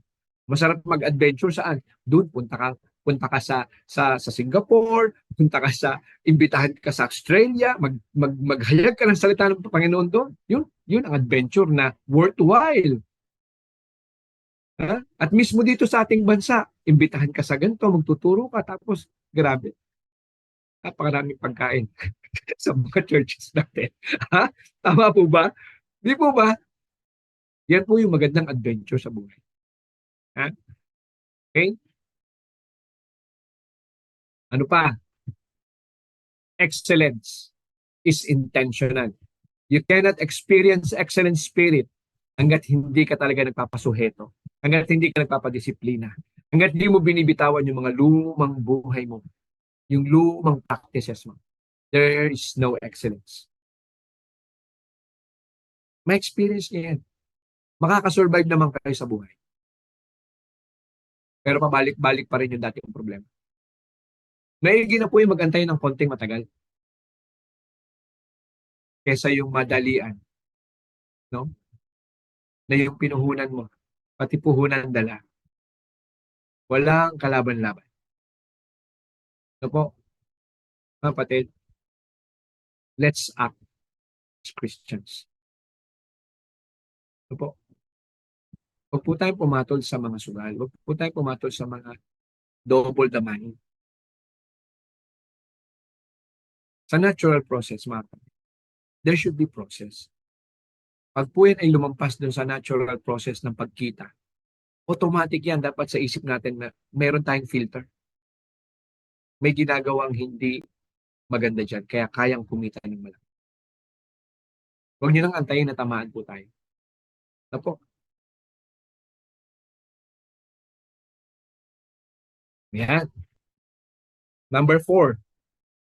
Sabi doon, di ba, sa last part ng Romans 12 verse 2, ma-prove the perfect will of God. Ano yun? To become whole. Alam niyo po, sa mathematics, pag sinabing whole, no? Anong sabi? Sa number na whole number, integer. Yeah? Yung po yung ano ng integrity. Integer. Pwedeng ibalik, i-restore ng Panginoon yung integrity mo. At napakasarap maramdaman po yan. Na yung dating nawala ang pagmamahal sa'yo, nawala ang respeto sa'yo, ibabalik yan ng Panginoon.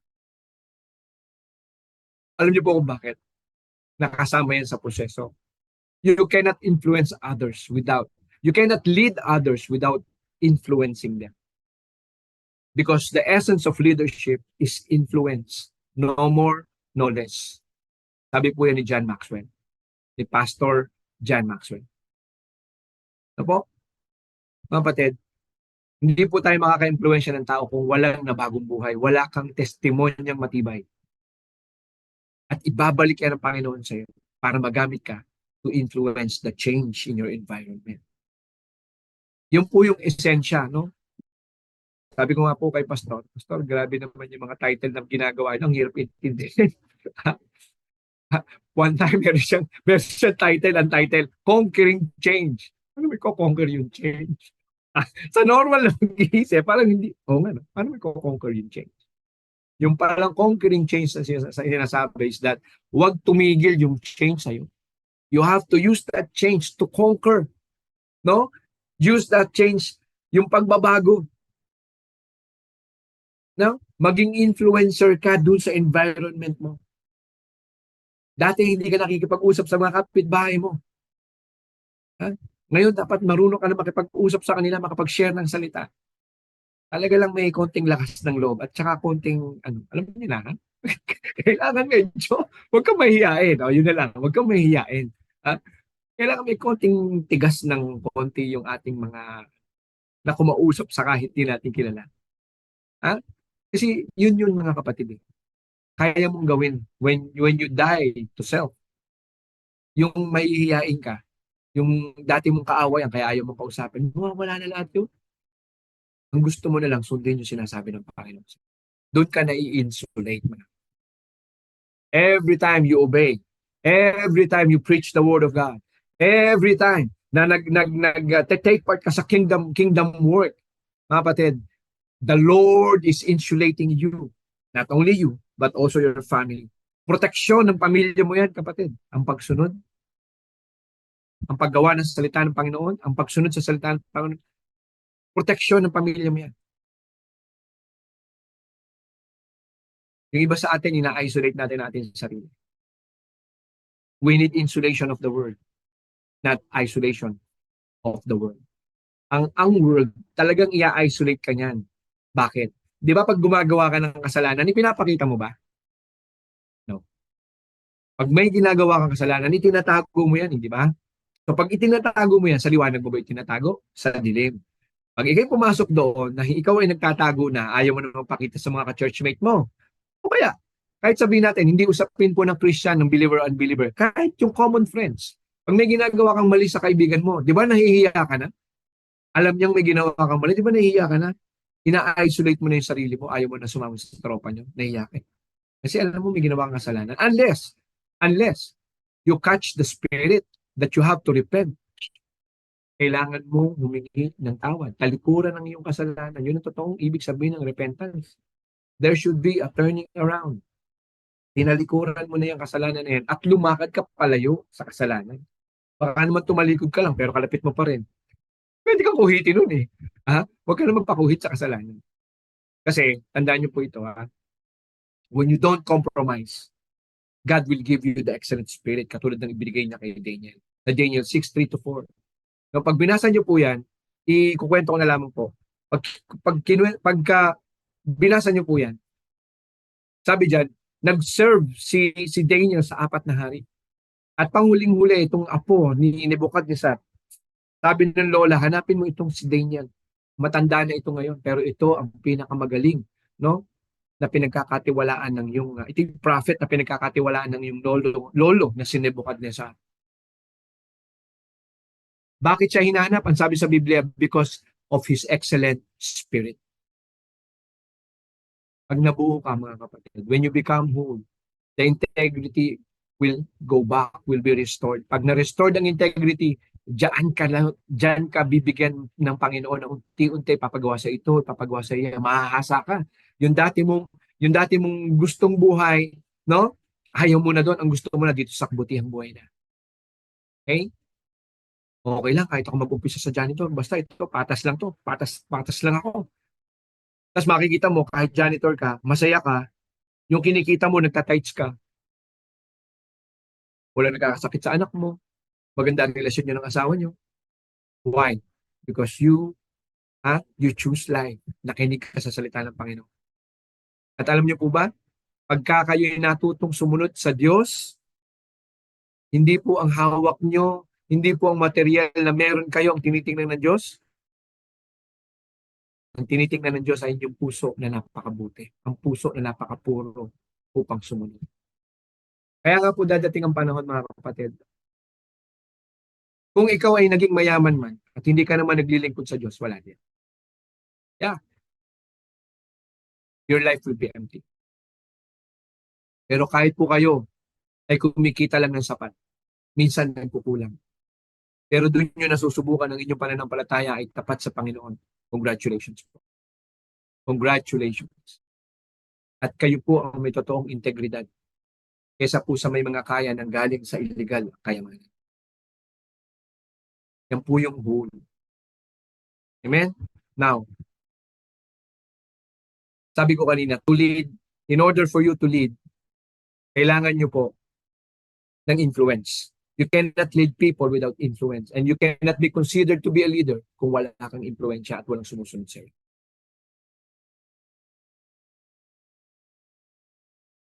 Amen? Now, Joshua's declaration, naalala niyo po ba to? Sa Joshua 24:15?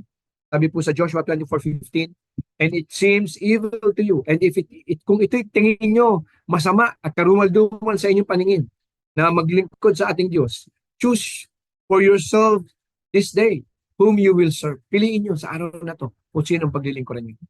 Whether the gods which your father served that were on the other side of the river or the gods of the Amorites in whose land you dwell. Anong declaration? Declaration ni Joshua, but as for me and my house, we will serve the Lord. So, ibig sabihin, mga kapatid, in order for your family to contribute doon sa change of the nation, which is incongruent to kingdom work, kailangan mag-make a stand. Kailangan mong magdesisyon. Kailangan mong mag-declare kung kanino ka maglilingkod. Opo? At kung meron isang king na po sa Bible, ang isang pwede nating mabigay na example, no? Dito po tayo magtatapos, no po, mga last 5 to 10 minutes. Dito po paano ang isang leader ay na-lead niya ang kanyang nation, ang kanyang bansa to go back to the Lord. Kahit ang kanyang mga lolo, ang kanyang tatay ay tumalikod na sa Diyos. Leading back to God is intentional, mga kapatid. Kuminsan, you have to decide hard. Sometimes you have to give words hard so that they will experience and they will understand the heaviness, the gravity, yung bigat ng sinasabi mo. Because people, if they hear you are relaxed, alam nyo, sabihin mo, no, alam mo, kumakain ka pa ng ice cream, no? Alam mo, pag hindi po tayo naniwala sa Diyos, lahat kayo, pupunta kayo sa impyerno. Sa tingin nyo kaya maniniwala ang mga tao sa atin? Kaya nga po may art of preaching, mga kapatid. May art of talking, may art of communication. Kailangan alam nyo kung paano nyo itotono ang inyong boses. Pag masaya, masaya dapat ang boses natin. Tama po ba? Pag malungkot, dapat po medyo malungkot yung boses, medyo malumanay, malungkot. Kung minsan, kailangan mo pakita na ikaw ay nagmamadali at may konting galit, kailangan lalakasan mo ang boses mo. Di po ba? May intonation, mayroon pong tone of voice na kailangan mong idiin. Kaya lang, mga kapatid, yun na po yung pandiin ko. Sabi po dito sa 2 Kings, no? Ang pag-uusapan natin dito ay si Josiah. No?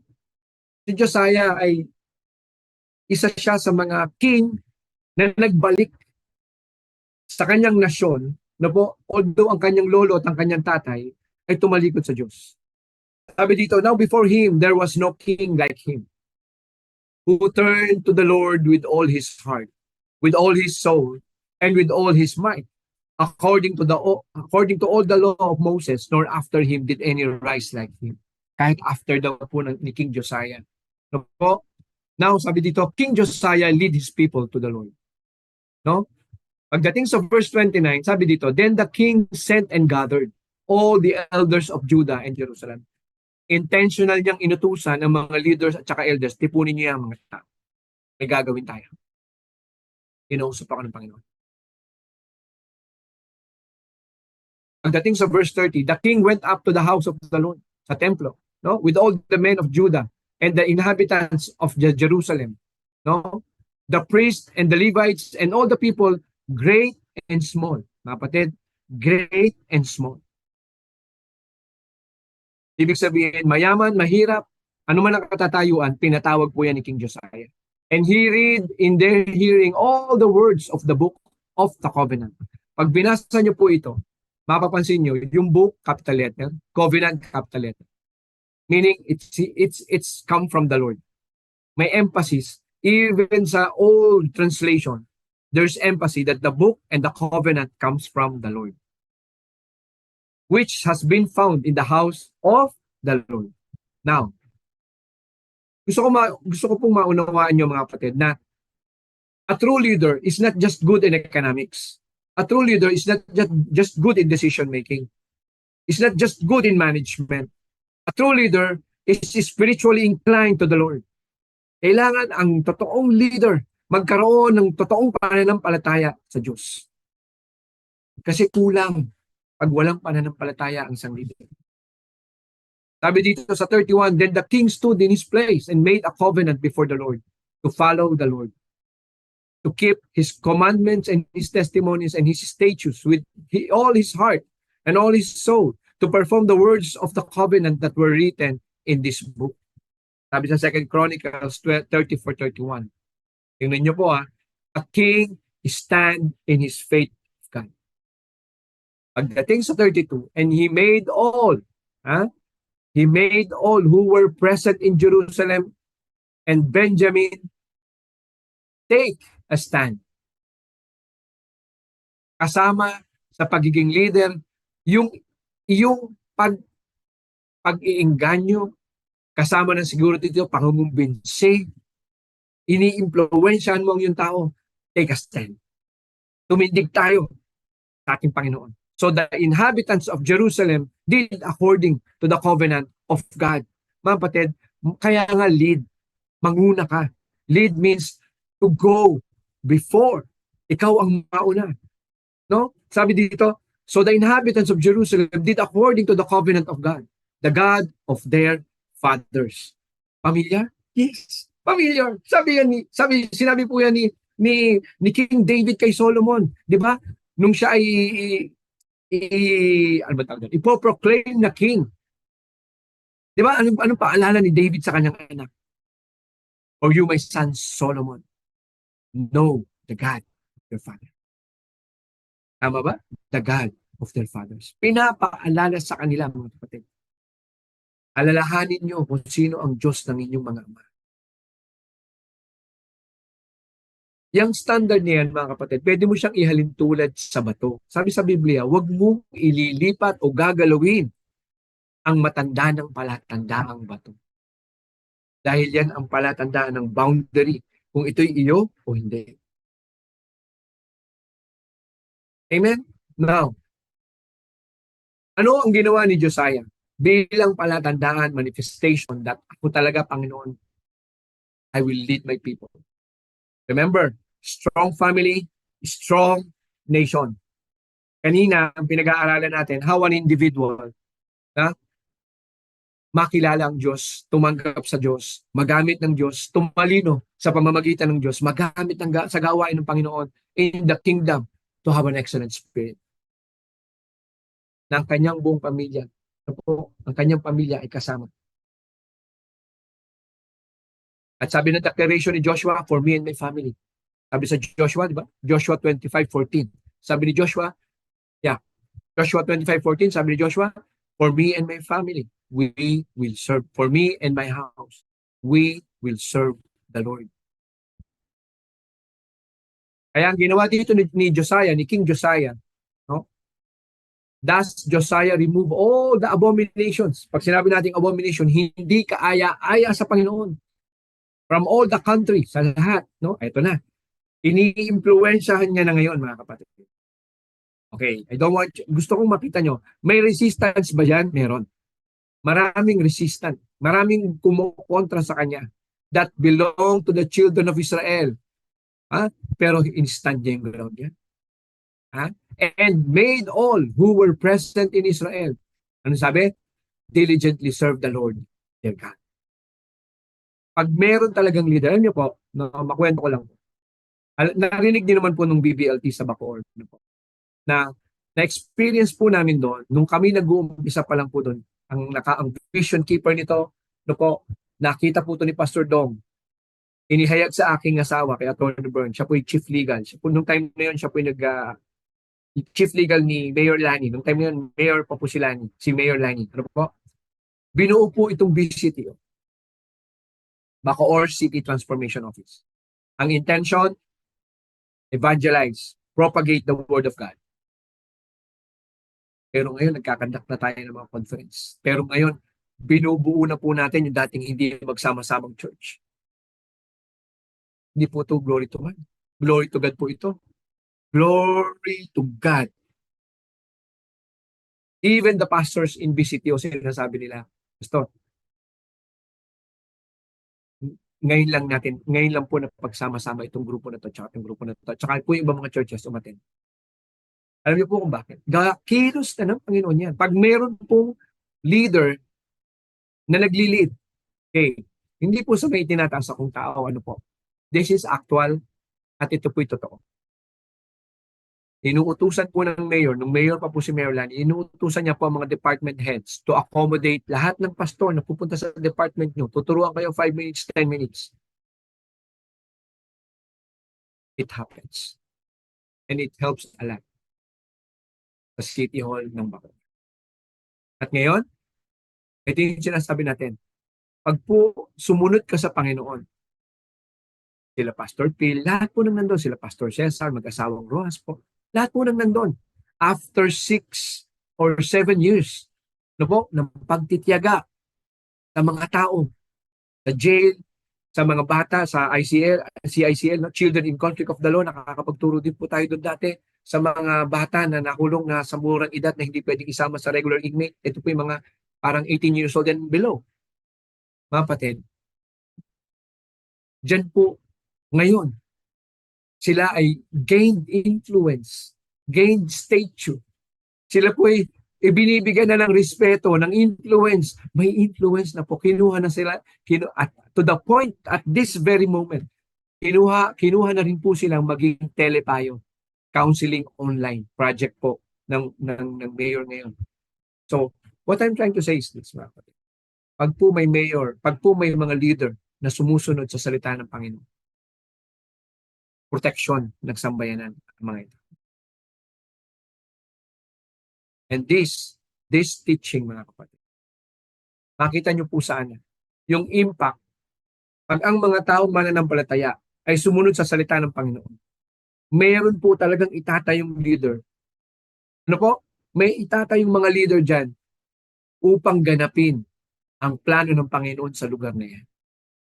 At ako naniniwala po, hindi po tayo nagtayo ng church sa Naik, sa Iligan, sa Lipa, at sa iba't ibang lugar po ng Pilipinas. And I believe magkakaroon po tayo sa ibang bansa. Kung hindi yan dahil sa will of God. Ganyan po kakapangyarihan pag tayo'y natutong sumunod sa Panginoon. Walang imposible sa Panginoon. Amen? Katulad nito, mga kapatid. Anong nangyari? Tingnan niyo po conclusion. No po, sa 2 Chronicle 35 verse 16 and 19. Tingnan niyo po So all the service of the Lord, So all the service of the Lord was prepared the same day to keep the Passover, to offer burnt offerings on the altar of the Lord. Alam niyo po, mga kapatid, itong burnt offerings na ito, naputol po ito ibinalik niya. Ito po yung ini-enjoy ng Israel na ngayon na feast. Tingnan niyo po kung anong bilin. Kung anong pwedeng kainin. Tingnan niyo po. And the children of Israel who were present kept the Passover at that time. Ano po ba yung Passover? Yung Passover, ito po yung ginanap nung time na ilalabas ni Moses ang mga Israelita palabas ng Ehipto. Palabas sa pang-aalipin. Palabas, siya'y palalayain niya ang mga Israelita mula sa pang-aalipin ng Ehipto. Ilalabas ng Diyos tayo sa pang-aalipin ng kasalanan papunta doon sa milk sa punta doon sa promised land, no? a place of milk and honey. Dito mga kapatid, yan yung nangyari na kung saan nilalampasan ng angel of death ang lahat ng hamba na may pinahiran ng dugo according sa bilin ng Panginoon sa mga tao, sa Israelita. O kung hindi, lahat po ng mga panganay na anak o mga anak na lalaki ay mamamatay. Which nangyari sa mga Ehipto, sa Egyptian, sa mga Egyptians. Yan po yung Passover. Na po, na magpahanggang ngayon ay ine-enjoy po ng mga taga-Israel. Isipin niyo po, mula Old Testament. Kaya yan lang po, makikita niyo na the Bible is true. So po, sabi po dito, Passover and to offer burnt offerings on the altar of the Lord according to the command of King Josiah. So po, sabi po dyan, and the children of Israel who were present kept the Passover that time and the feast of, tingnan niyo po feast of unleavened bread for 7 days. There had been no Passover kept in Israel. Wala daw pong nakapagtuloy niyan. Like that since the days of Samuel and Samuel the prophet. Napatigil no? And none of the kings of Israel have kept such Passover as Josiah kept. Alam niyo po ang ginawa ni Josiah? No po? He made a standard sa kingdom niya. First, he built his leaders. Di ba? Isinama niya yung kanyang mga elders at leaders sa Judah. Inorganize niya ang kanyang mga leaders. Tinuruan niya na ibabalik natin to. Dahil ito ang gusto ng Panginoon. Kalimutan nyo na yung nauna sa akin, kalimutan nyo yung susunod sa akin. Ang mahalaga, yung ngayon, makasunod tayo sa Panginoon. Ibinalik yung worship, true worship of Israel, through the leadership of King Josiah. At mga kapatid, hindi imposible na may mga magra-rise up na leaders natin ngayon na maglilid to influence the environment, to influence the change of our nation. Yan po ang kailangan nating makita sa ngayon. Bakit natin kailangan magkaroon ng kingdom mindset? Bakit natin kailangan palakasin ang pamilya? Bakit natin kailangan protektahan through the word, through the church, ang ating mga anak? Dahil kung tayo malakas ng mga magulang, ang aatakihin po ng kalaban ay ating mga anak. So kailangan po i-encourage natin sila. Kung kailangan pong minsan, kailangan makarinig ng mga matitigas na salita. Let them hear it. Huwag po tayong matakot. Hindi matetrain ang mga tainga ng mga anak natin kung palagi lang malambing ang boses nila. Okay po? And sabi dito, and the children of Israel who were present, kept the Passover of that time and the feast of unleavened bread for 7 days. There had been, no Passover kept in Israel like that since the days of Samuel, the prophet. And none of the kings of Israel kept such as Passover as Josiah kept. With the priests and the Levites, all Judah and Israel who were present, and the inhabitants of Jerusalem, in the 18th year of the reign of Josiah, this Passover was kept. I'm gonna ask you, malakas po bang bansa o nasyon ang Israel? History will prove.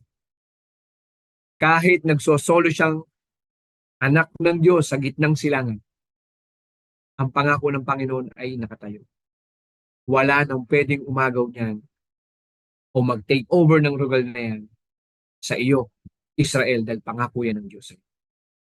Mga kapatid, strong family, strong nation. From strong family, strong nation. We have to understand from strength to strength. Amen? Hallelujah. Praise God. Panginoon, marami pong salamat sa iyong salita, sa iyong katuruan sa hapong ito. Sa iyo lamang po ang kapurihan, sa iyo lamang po, Panginoon. Tinataas po namin ang magsamba, papuri sa iyo, Lord. Salamat sa iyong salita. Sa mga nakapakinig, Panginoon, I believe, hinipo mo po ang puso ng bawat isa. Maunawaan po namin ang connectivity, yung relatedness ng impact na may malakas na pamilya patungo sa malakas na bansa. Panginoon, in the mighty name of Jesus Christ, in the mighty name of Jesus Christ. Amen and amen and amen and amen. So magkita-kita po tayo ulit sa Lunes, ano po, the same time, 2 o'clock.